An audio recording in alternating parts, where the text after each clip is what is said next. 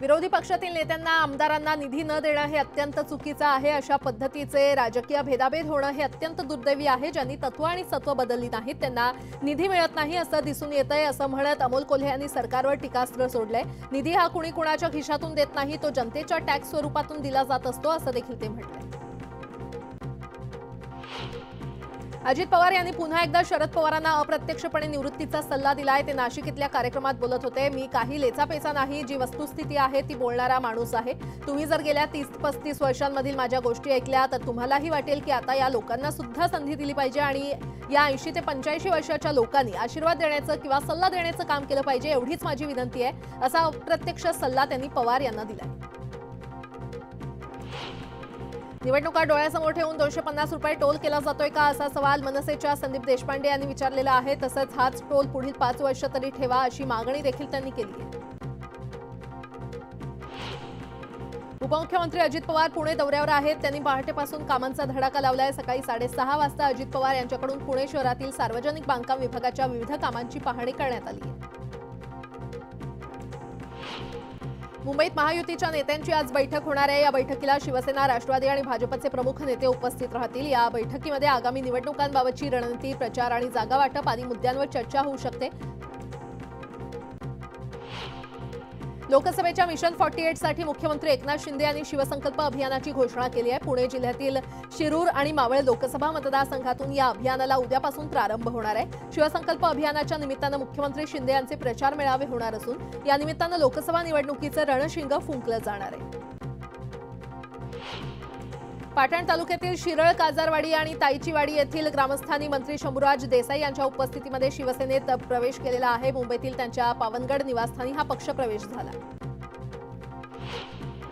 गडचिरोली जिल्ह्यामध्ये शिवसेना शिंदे गटाचा काल महिला मेळावा पार पडला। या मेळाव्यामध्ये महिला पदाधिकाऱ्यांसह ग्रामपंचायत सदस्यांनी देखील शिवसेनेमध्ये प्रवेश केला। मेळाव्यामध्ये मुख्यमंत्र्यांच्या विकास कामांची माहिती देण्यात आली। राज्य शासनाच्या सेवेमध्ये 1 नोव्हेंबर 2005 रोजी किंवा त्यानंतर नियुक्त झालेल्या अधिकारी आणि कर्मचाऱ्यांना जुन्या निवृत्ती वेतन योजनेचा पर्याय देण्याचा अत्यंत महत्त्वपूर्ण निर्णय राज्य मंत्रिमंडळानं घेतलाय। अर्थात कोणती योजना स्वीकारायची याचा निर्णय अधिकारी आणि कर्मचाऱ्यांनी घ्यायचा आहे। राज्य मागासवर्ग आयोगानं मराठा समाज आणि खुल्या प्रवर्गाच्या सर्वेक्षणाच्या तयारीची सूचना दिलेली आहे। त्या अनुषंगानं प्रशासनाकडून जिल्ह्यात घरोघरी मराठा आणि खुल्या प्रवर्गाचं सर्वेक्षण करण्याची तयारी सुरू केली असून प्रत्येक तालुक्यात विशेष कक्षाची स्थापना करण्यात येणार आहे। ऊस उत्पादक शेतकऱ्यांचं आडसाली ऊसाचे कारखाने तोडणी करावे, केलेल्या ऊसाच्या गाळपाचे पैसे त्वरित कारखान्यानं जमा करावे आदी मागण्यांकरता भाजपचे रणजित तावरे यांनी काल कारखान्यावर हलगी मोर्चा नेऊन आंदोलन केलं। या संदर्भात कारखान्यानं त्वरित निर्णय न केल्यास 9 जानेवारीला माळेगाव कारखान्यावर काटाबंद आंदोलन करणार असल्याचं तावरे यांनी स्पष्ट केलं। सायबर क्राईमनं आयोजित केलेल्या रील स्पर्धेतील विजेत्यांना सोनू निगमच्या हस्ते पुरस्कार देण्यात आला। जवळपास 500 रील्सपैकी पोलीस आयुक्तालयाच्या पथकानं 6 रीलची निवड केली। चंद्रपुरात प्रसिद्ध शेफ विष्णू मनोहर आज एक नवा विश्वविक्रम करणार आहेत। भरड धान्याचा वापर करून 6750 किलोची खिचडी ते आज बनवणार आहेत। चंद्रपूर शहरात आयोजित चांदा ॲग्रो 2024 मध्ये हा विश्वविक्रम होऊ घातलाय। पंतप्रधान नरेंद्र मोदी यांनी 2023 हे वर्ष मिलेट वर्ष म्हणून घोषित केल्यानंतर विष्णू मनोहर यांनी मिलेटच्या प्रचार आणि प्रसारासाठी वर्षभर वेगवेगळ्या शहरात 12 मिलेट्सचे पदार्थ तयार करण्याचा संकल्प केला होता। यवतमाळ जिल्ह्यातील राजा एक्झिन जिनिंग प्रेसिंग फॅक्टरीला आग लागली आणि या आगीनं रौद्ररूप धारण केल्यानं जवळपास 2 ते 2.5 हजार क्विंटल कापूस जळून खाक झालाय। अग्निशमन दलानं वेळेत घटनास्थळी पोहोचून आगीवर नियंत्रण मिळवलं। हिंगोली जिल्ह्यातील लोहगाव ते केसापूरकडे जाणाऱ्या रस्त्यातील खड्ड्यांमुळे रस्त्याची दुरावस्था झाली आणि या रस्त्यावरील खडी उघडल्यानं वाहन चालकांना गाड्या चालवणं कठीण झालंय आणि त्यामुळे हा रस्ता तातडीनं दुरुस्त करण्याची मागणी नागरिकांकडून करण्यात येते। जळगाव महापालिका प्रशासनानं जळगावातील नेहरू चौक ते टॉवर चौक रस्त्यावरील 5 दुकानांना सील ठोकण्याची कारवाई केली आहे। बेसमेंटच्या जागी व्यावसायिक वापर करणाऱ्या दुकानदारांविरोधात ही कारवाई करण्यात आली आहे। बुलढाणा जिल्ह्यात पुन्हा एकदा अवकाळी पावसानं हाहाकार माजवलाय। बुलढाणा जिल्ह्यातील मोताळा तालुक्यात मोठ्या प्रमाणात गारपिटीसह आलेल्या पावसानं शेतीचं प्रचंड नुकसान केलंय। शेतामध्ये उभं असलेलं गहू, हरभरा, तुरीचं पीक जमीनदोस्त झालंय। जळगावातील जिल्हाधिकारी कार्यालयासमोर सुरू असलेले 40 गावातील पिंपरी बुद्रुक येथील ग्रामस्थांचं आमरण उपोषण भाजप खासदार उन्मेष पाटील यांनी सोडवलं। आजोबांच्या नावे असलेल्या जमिनीचा ताबा मिळवण्यासाठी दाम्पत्याचे तब्बल 12 दिवसांपासून आमरण उपोषण सुरू होतं।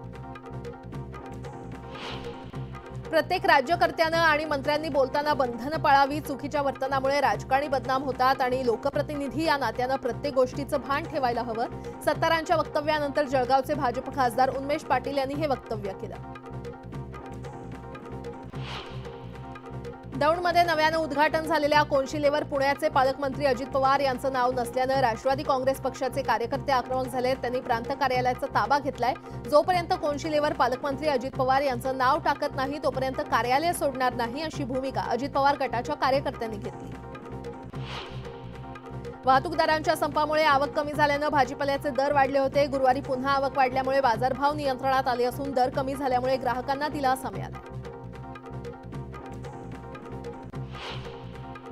गेल्या काही दिवसांपासून राज्यात कोरोनाचे रुग्ण सापडतायत। त्यात गुरुवारी 171 नवीन बाधितांची भर पडली आहे। त्यातील 32 रुग्ण मुंबईतले आहेत। आतापर्यंत राज्यात 914 कोरोना बाधित असून मुंबईतील संख्या 145 वर गेली आहे। गेले 2 महिने खालावलेली मुंबईतील हवेची गुणवत्ता आता काहीशी सुधारली आहे। ऑक्टोबर-नोव्हेंबरमध्ये अनेकदा काही भागात वाईट ते अतिवाईट हवेची नोंद झाली होती आणि या पार्श्वभूमीवर मुंबई महापालिकेनं या परिस्थितीवर नियंत्रण आणण्यासाठी ठोस पावलं उचलण्यास सुरुवात केली आहे। चेंबूर ते जेकब सर्कल मोनोरेल प्रकल्पाचं विलीनीकरण महामुंबई मेट्रो संचलन महामंडळात करण्यात आलेलं आहे। ही मोनो मार्गिका वाहतूक सेवेमध्ये दाखल झाल्यापासून आजतागायत तोट्यात असून मोनोरेलला तोट्यातून बाहेर काढण्यासाठी मुंबई महानगर प्रदेश विकास प्राधिकरणानं हा महत्त्वपूर्ण निर्णय घेतलाय। मुंबईत स्वतःचं हक्काचं घर मुंबईत असावं असं अनेकांचं स्वप्न असतं आणि ही स्वप्नपूर्ती करून मुंबईकरांनी घर खरेदीमध्ये दिल्लीला देखील मागे टाकलंय।